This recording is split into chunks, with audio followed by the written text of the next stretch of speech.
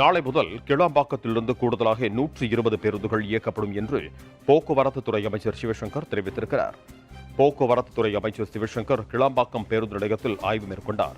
பின்னர் செய்தியாளர்களை சந்தித்த அவர், கிளாம்பாக்கம் பேருந்து நிலையம் குறித்து பல்வேறு வதந்திகள் உலா வருவதாகவும், ஆனால் அவற்றை தவிர்ப்பதற்காக தொடர்ந்து ஆய்வு மேற்கொண்டு வருவதாகவும் கூறினார்.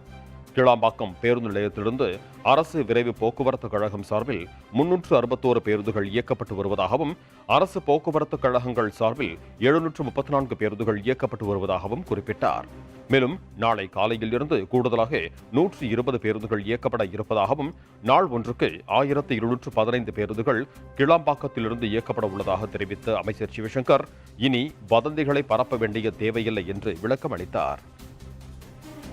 இப்பொழுது மாண்புமிகு முதல்வர் அவருடைய உத்தரவிற்கு பிறகு கோயம்பேட்டிலிருந்து எந்த அளவிற்கு பேருந்து இயக்கப்பட்டதோ அதே எண்ணிக்கையில் கிளாம்பாக்கம் கலைஞர் நூற்றாண்டு பேருந்து முனையத்திலிருந்தும் பேருந்து இயக்குவதற்கு நடவடிக்கை எடுக்கப்பட்டிருக்கிறது.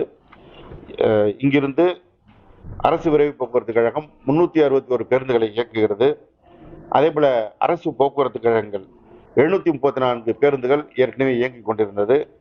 இனி இன்றைக்கு மாலையிலிருந்து, இன்னும் சொல்லப்போனால் நாளை காலையிலிருந்து இன்னும் கூடுதலாக 120 பேருந்துகள் எந்த அளவிற்கு மாதாவரத்துக்கு பிரித்து கொடுக்கப்பட்டதோ அதே அளவிற்கான எண்ணிக்கை இங்கிருந்தும் இயங்கும். எனவே இனி கோயம்பேட்டிலிருந்து எந்த எண்ணிக்கையில பேருந்து இயங்கியதோ அதே எண்ணிக்கையில் இயங்கும்.